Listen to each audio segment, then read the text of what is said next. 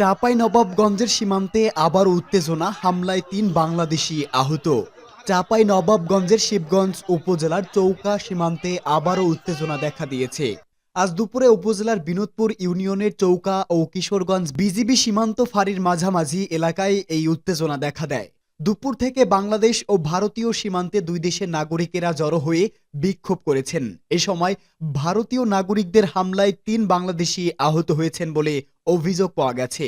এর আগে চৌকা সীমান্তের ওপারে ভারতের সুখদেবপুর সীমান্তে ভারতীয় সীমারক্ষী বাহিনী কাঁটাতারের বেড়া নির্মাণ করে। কয়েকদিন ধরে উত্তেজনা বিরাজ করছিল। তখন চৌকা সীমান্তের বর্ডার গার্ড বাংলাদেশ ও বিজিবির মধ্যে ব্যাটালিয়ন কমান্ডার পর্যায়ে পতাকা বৈঠক হয়েছিল। সীমান্তের বাসিন্দারা জানান, আজ দুপুরে সীমান্তে সৈন্যরেখার পাশে বাংলাদেশের ভেতরে জমিতে গম কাটতে গিয়েছিলেন তারা। তখন ভারতীয় নাগরিকেরা এসে বাংলাদেশ ভেতরের কয়েকটি আম গাছ কেটে দেন। এ নিয়ে বাংলাদেশ ও ভারতের নাগরিকদের মধ্যে পাল্টাপাল্টি ধাওয়া শুরু হয়। এ সময় ভারতীয় নাগরিকদের হাসোয়ার আঘাতে ও তাদের ছোড়া পাথরে কয়েকজন বাংলাদেশি আহত হন। এতে করে বোঝা যাচ্ছে ভারত ও বাংলাদেশের টানটান উত্তেজনা, এবার যুদ্ধের সম্ভাবনাই বেশি। স্থানীয় বিনোদপুর ইউনিয়ন পরিষদের সদস্য মোহাম্মদ বাদশাহ প্রথম আলোকে বলেন, সীমান্তে গম কাটা নিয়ে উত্তেজনা শুরু হয়। ভারতীয় লোকজন বাংলাদেশ অংশে ঢুকে পড়লে উভয় পক্ষের মধ্যে পাল্টাপাল্টি শুরু হয়। এতে ৩ বাংলাদেশি আহত হয়েছেন।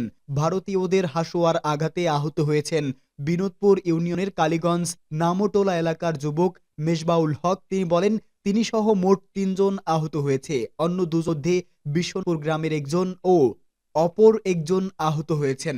এ সময় বিজিবির ৫৯ ব্যাটালিয়নের অধিনায়ক লেফটেন্যান্ট কর্নেল গোলাম কিবরিয়া সীমান্তে অবস্থান করছেন বলে স্থানীয় লোকজন জানিয়েছে। এ ব্যাপারে কথা বলতে গেলে তার মুঠোফোন একাধিকবার ফোন করলেও তিনি ধরেননি। পরে বিকেলে এক ব্রিফিংয়ে লেফটেন্যান্ট কর্নেল গোলাম কিবরিয়া বলেন, চৌকা ও কিরণগঞ্জ ক্যাম্পের মাঝামাঝি সীমান্ত পিলার ১৭৭ বরাবর বাংলাদেশের ভেতরে কিছু আম গাছ ছিল। ওই আম গাছ কাটা নিয়ে ভারত নাগরিক ও বাংলাদেশি নাগরিকদের মধ্যে উত্তেজনাকর পরিস্থিতি তৈরি হয়। তখন শূন্যরেখা বরাবর দুই দেশের নাগরিকেরা দাঁড়িয়ে গেলে সঙ্গে সঙ্গে বিজিবির জনবল বাড়ানো হয় এবং তারা ঘটনায় চলে আসেন। পরে বিকেল ৪টা ১০ বিজিবি ও বিএসএফ এর কমান্ডার পর্যায়ে একটা পতাকা বৈঠক অনুষ্ঠিত হয়। সেখানে এই ঘটনা বিএসএফ এর পক্ষ থেকে দুঃখ প্রকাশ করার পাশাপাশি গাছ কাটার বিষয়ে তাদের পক্ষ থেকে ব্যবস্থা নেওয়ার কথা জানিয়েছে।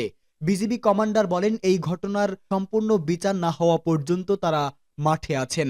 কেউ যাতে শূন্যরেখা অতিক্রম না করে এবং উত্তেজনা প্রশম করতে বিজিবির পাশে দেশপ্রেমিক জনগণও আছেন।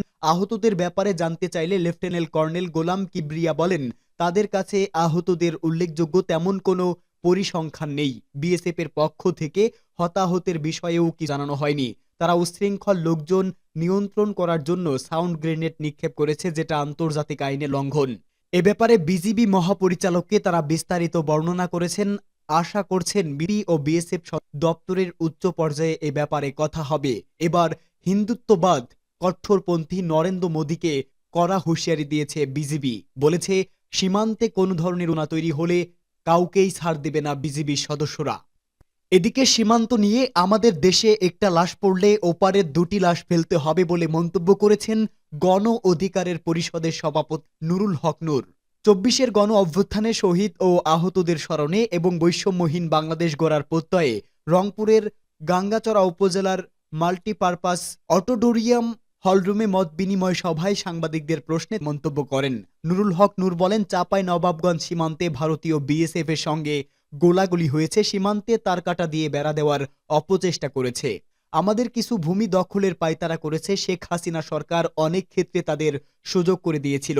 তিনি বলেন, সরকারকে অনুরোধ জানাবো সীমান্তবর্তী মানুষকে সামরিক ট্রেনিং দিয়ে প্রয়োজনে বিজিবিদের সঙ্গে তারাও কাজ করবে। তবুও ভারতীয় আধিপত্যের ব্যবস্থা সরকারকে নিতে হবে। আমাদের দেশের একটা লাশ পড়লে ওপারের ২টা লাশ ফেলতে হবে। নুরুল হক হুঁশিয়ারি দিয়ে বলেন, কিন্তু আমাদের পরিষ্কার বার্তা, আমরা বেঁচে থাকতে এই দেশের ১৮ কোটি মানুষ এবং দেশের 1 ইঞ্চি মাটিও ভারতকে দখল করতে দেব না। ভারতীয় কর্তৃপক্ষকে বলে দিতে চাই, আপনারা শেখ হাসিনার সরকারের পতনের পর যে অশুভ খেলা শুরু করেছেন সেটা বন্ধ করুন, অন্যথায় আপনাদের জন্য সেটা শুভকর হবে না। এই সময় গণ অধিকার পরিষদের জেলা ও উপজেলা নেতাকর্মী উপস্থিত ছিলেন।